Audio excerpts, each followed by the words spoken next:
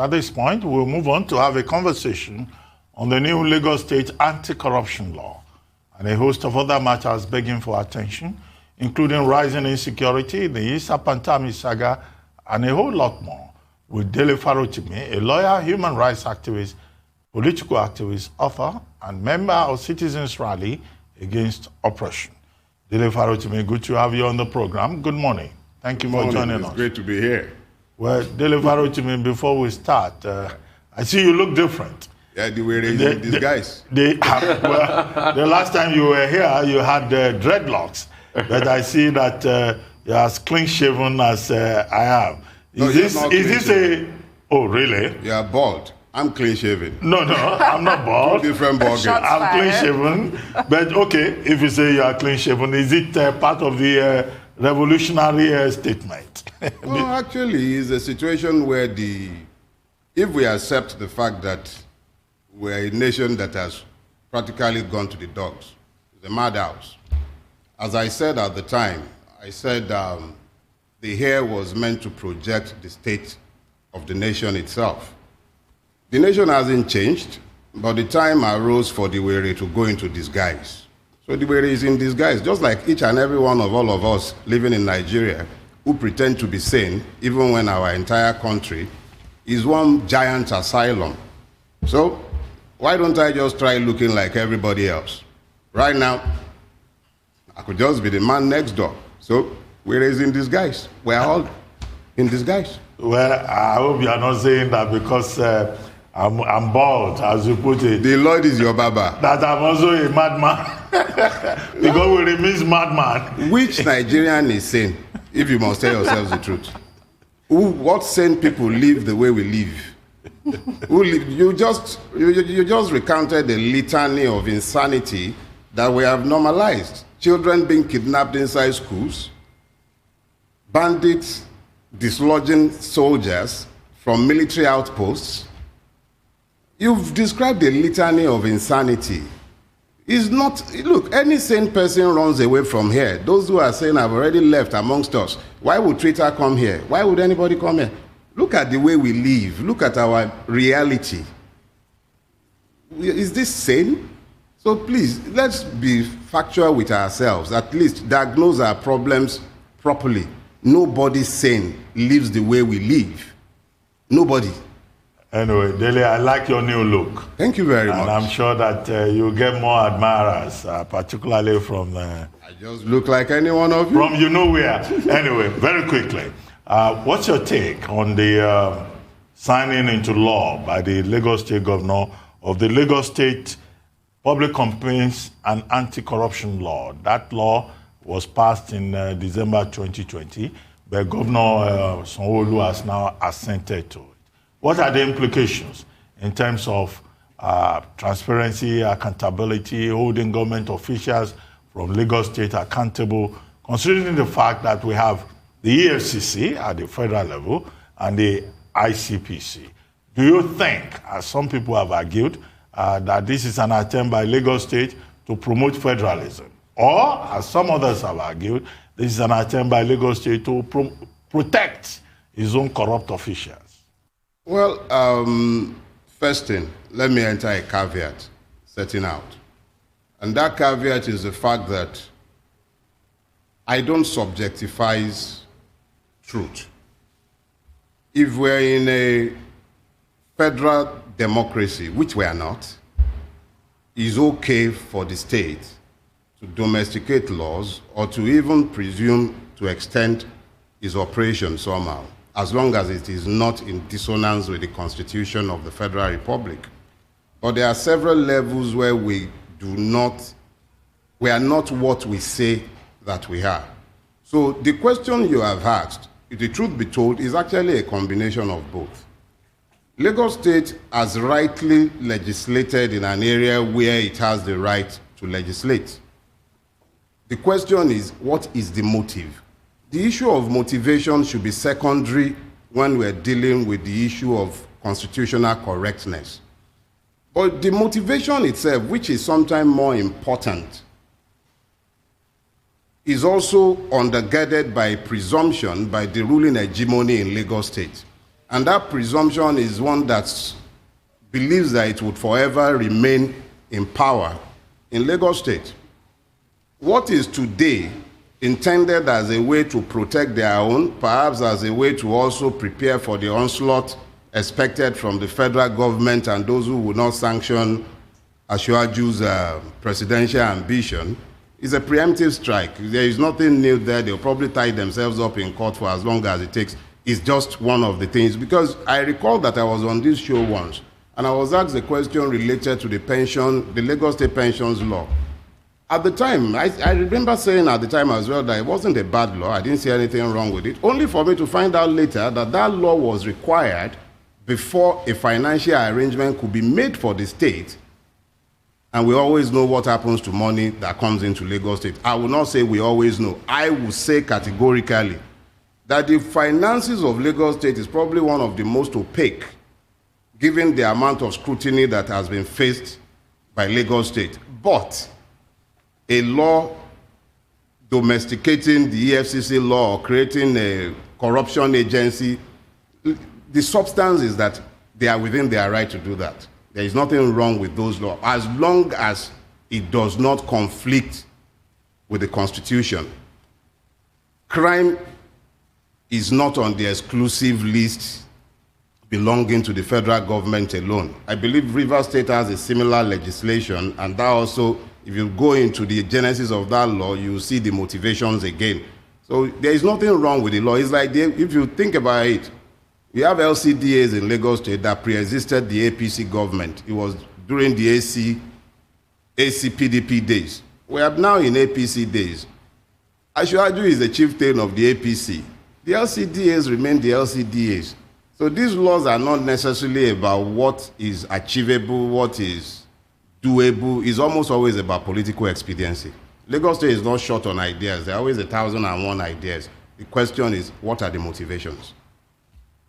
Well, what are the motivations? Can you share what you think those motivations are? Well, we're going to break soon, but... Yeah. Let me say this. I recently cried out in Lagos State. I believe that was earlier in February. I cried out because a plot was revealed to me of an attempt, not even an attempt, an ongoing plot coordinated by one of the bearded clowns in Lagos State to eliminate me. I went to the police, I went to the DSS. Petition had been submitted since February. Nothing has happened till date. And I did say at the time that Lagos State is a criminal empire, that the governing hegemony in Lagos State is closely aligned with the criminal elements in Lagos State. When I said this at the time, it sounded far-fetched. But this is about 2 months later, in fact, over 2 months later, the Commissioner of Police in Lagos State has not said a single word. Now, you're talking motivation. When Babatunde Fashola was removed, when he left office in Lagos State and the political infighting were going on, I remember one of his famous quotes, "May your loyalty not be tested." Nobody tested his loyalty further after that. He went on to become a super minister. Ambode followed closely on the heels of Mr. Fashola, or rather, Agent Fash. He followed very closely after him. We also have the government advisory... Dele, I do beg your pardon. We've got to take a short break now. We'll be back with more, and you can finish that thought. Please stay with us.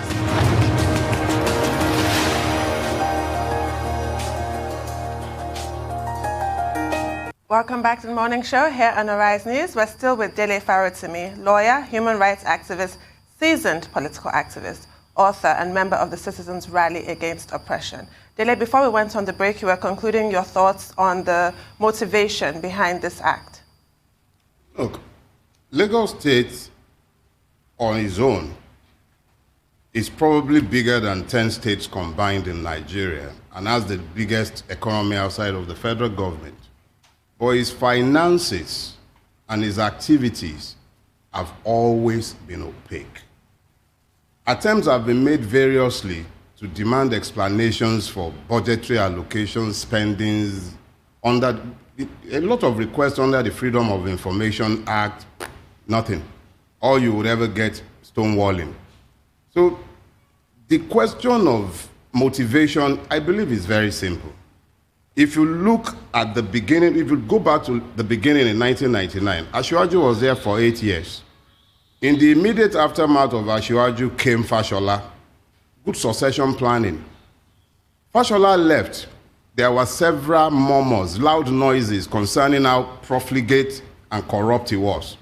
Nobody investigated that till date. It's the same hegemony from 1999 till date. So when that hegemony is now saying that it is creating an anti-corruption agency, yes, we would rightly point out that truth is not subjective. It is within its right to be creating such an agency. It is the motivation that people would always raise. And those who raise this motivation as issues have over 20 years of history to point at. Lagos State has never once held any one of its officers accountable at any level, and the corruption is right in your nose. It stinks. It's not that it just stinks. If you step out onto any street in Lagos, you'll find that there is a very close relationship, one, between the muscles of the APC in Lagos State, that's the NURTW, the police, and every layers of rulership in Lagos State, including the traditional rulership. So what you find at the end of the day is that there is a synergy that has been created, a most syncretious relationship between the state, the Road Transport Union, which is essentially in Lagos State a cover for the strong arm of the APC. So when you now begin to there are so many things in Lagos State to be talked about, but when Lagos State is talking about anti-corruption agency, it's like saying that you are setting up a commission made up of foxes to watch over the hen house. This is the same state where that's in every other state in Nigeria anyway, where the government in power wins all councillorship election, wins all chairmanship election. Is not unique to Lagos State. So when you bring that reality to bear, and then you are now filtering that against the fact that it is the same corrupt entity that is setting up an anti-corruption agency, please. All right, it's iffy to you, and when you look at it critically, and that's what leads to the next question that will be about, can this law setup be used to try somebody that had done a crime many years before? And what do you think it will be used as? Is it to, put people out of the dock, or people that are being looked at for corruption or being tried for corruption, they have cases of corruption pending against them? Is it to set them free, or for the ruling hegemony, as you say, to now tell people that might go astray in their own political caucus that we have a tool like this, that if you mess up, we'll whip you back in line because we can try you, we can go the whole jugular. Because the beauty about the law is the way it's being used. And when you look at it critically, are we not going to have a day where somebody will go out of line, maybe still within the hegemony in Lagos, and they'll use this law against them to pull them back in line and charge them? Let me put it this way. Yorubas have this proverb. They say when you are making the law with the slave in mind, remember that there is every chance that your own child will be caught up by the same laws. Every sword is double-edged. The key motivation, as far as I can see, and this is me looking at this from within because usually when laws like this come up, you can almost always track back to some issue that might be brewing somewhere. And what I see, and I might very well be wrong, what I see is a situation where Tinubu's ambition is not in complete consonance with the intentions of certain powers that be. And the EFCC was always going to be a tool to be used to hold him in some ways. Now, if the wicked experience with the domestication of this anti-corruption agency thing is to guide us, all I see here is a preemptive strike intended to offer Asiwaju some sort of legal card to to play by the time the EFCC begins its onslaught, as it is most likely going to. That is one. Now, as to the effectiveness of the law in protecting him, that is at best tenors and academic. And I say this because the Anti-Corruption Agency of Lagos State, or any other state for that matter, will be limited in its capacity to try certain corruption cases, especially if they now begin to involve cross-border crimes, or if it involves infractions of the banking laws, most of which are federal in nature. So it might at best be something to just have to fight with. That's on one hand. Now, that it might come back to haunt members of the hegemony. Look, the beauty of every law, even when it is unjustly or even when it is corruptly promulgated, is that eventually it will catch up with each and every person if and when power shifts. And power always shifts. Every hegemony comes to an end someday. Asiwaju and his hegemony will not always remain in power in Lagos State forever. And frankly speaking, I don't see how this hegemony will continue in Lagos State beyond his current lifetime. But we'll see how it goes. Okay, Dele, let's go beyond politics and talk law. I mean, you are primarily a lawyer. The social retired one. well, at least your training is still there. Now, what are we dealing with here? A conflict of laws between the state and the federal government. And can this law, new law, being proposed by the Lagos State government, can it have retroactive effect? And I say that in the light of Section 36, subsection 8. I think it's Section 36, subsection 8, dealing with fair hearing, which means that a person cannot be tried for an offense that does not exist as a crime at the time it was committed. Now, you have been talking about protecting Asiwaju. So, are you talking about retroactivity? And how is that as a principle in law, in this particular instance? I am exceedingly happy with the fact that I am actually no longer a lawyer. And that is for a simple reason. Practicing law in a lawless society is an ordeal on its own.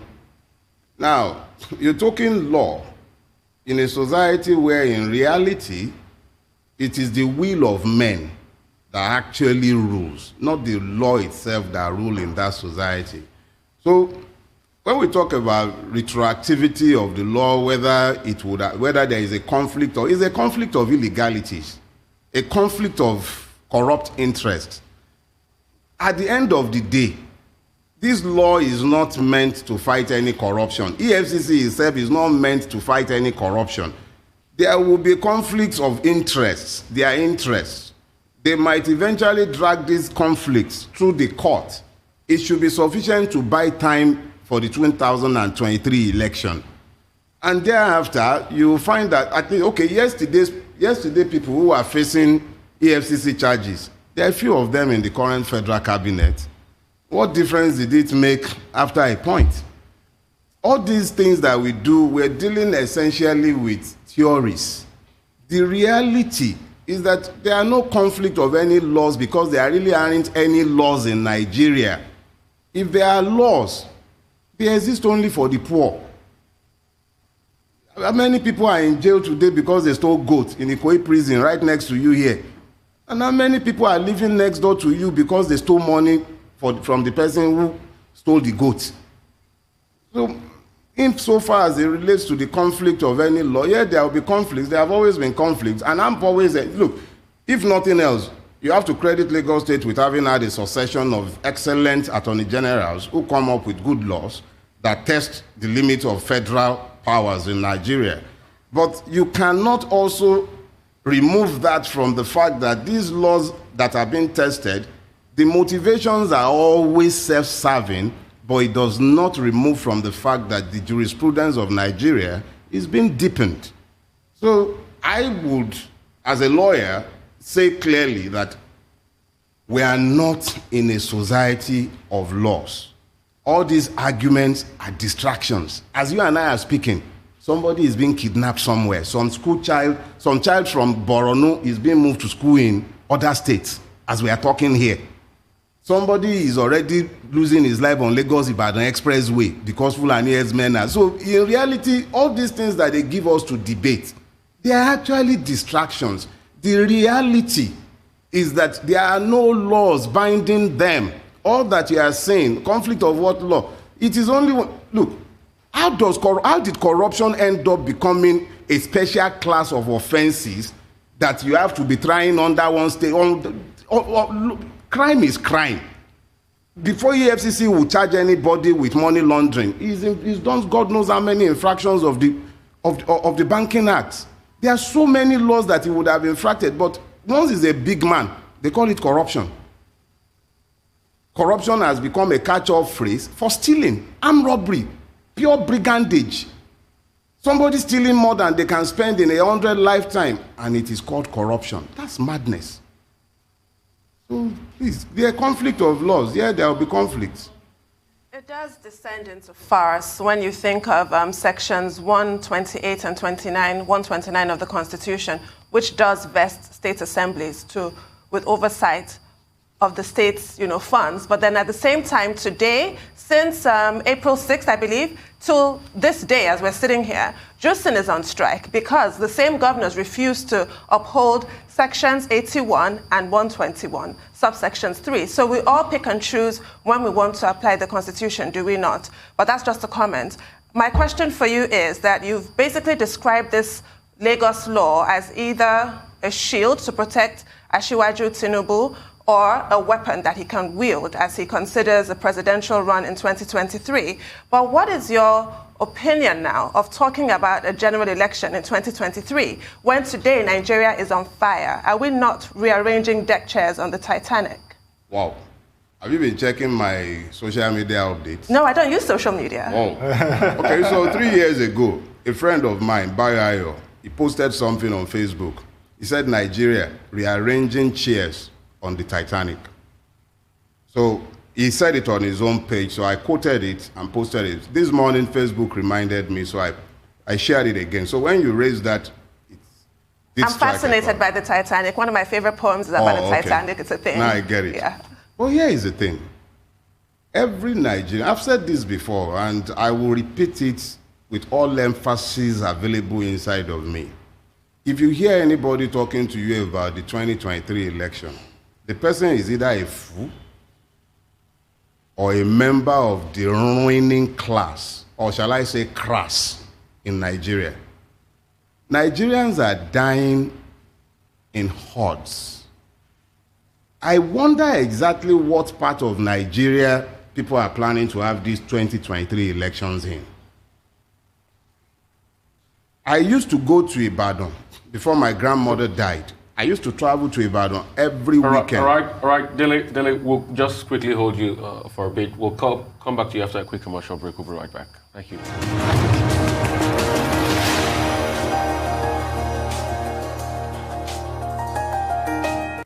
Welcome back to the morning show here on Arise News. We're still with Dele Farotimi, lawyer, human rights activist, author, and members of Citizens Rally Against Oppression.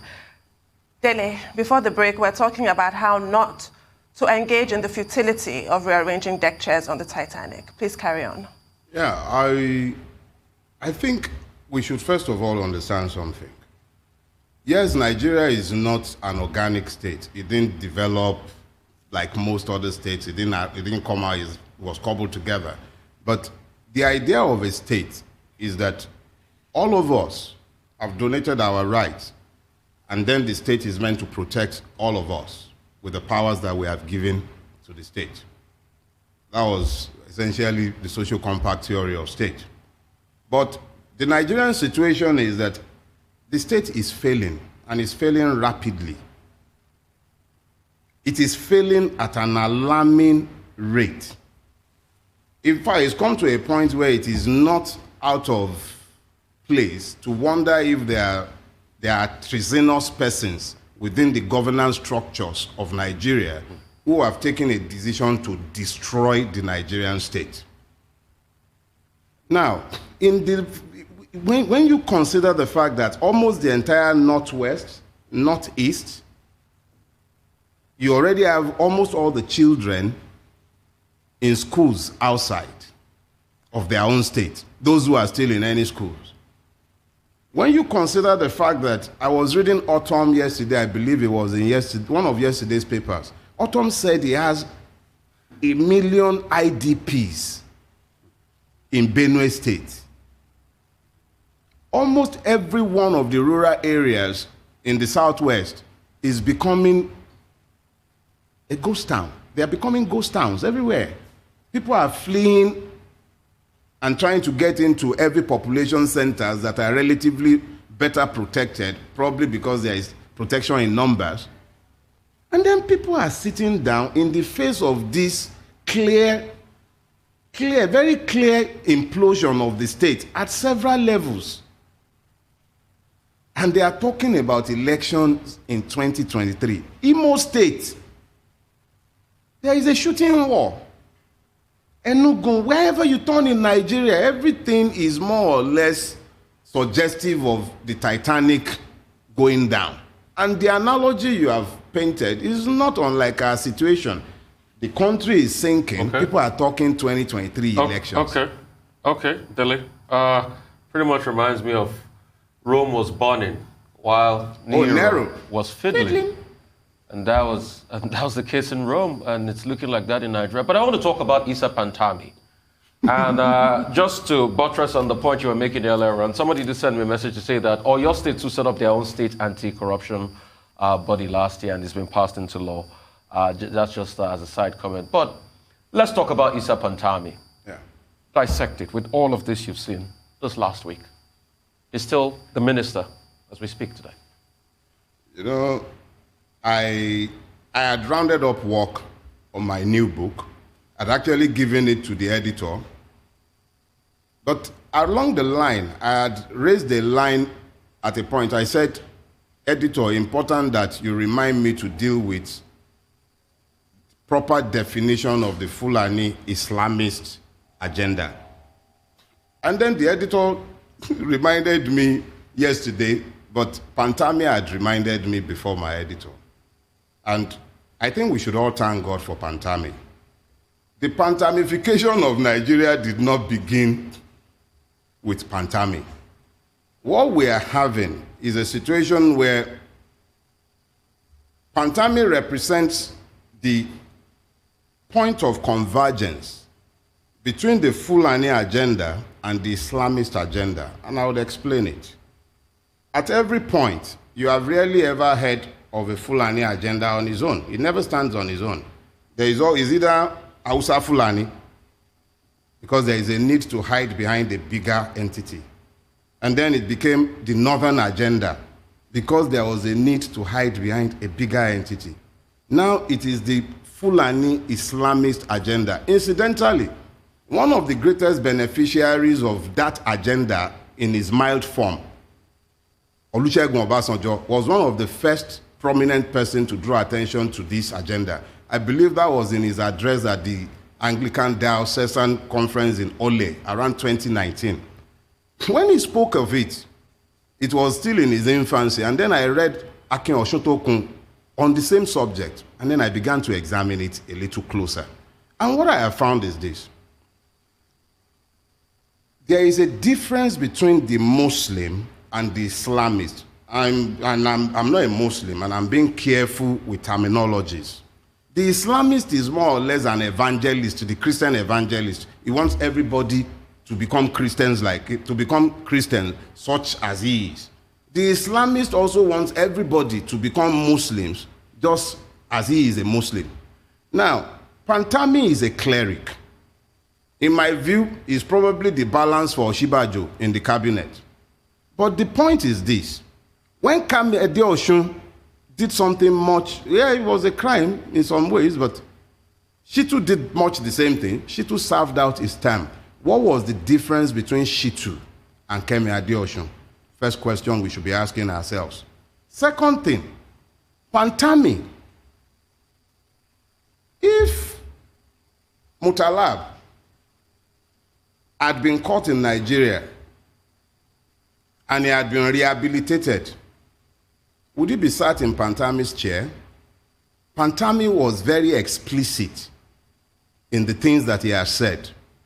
There are videos that have surfaced. I am not a speaker of Hausa. I can't vouch for the correctness of the translations.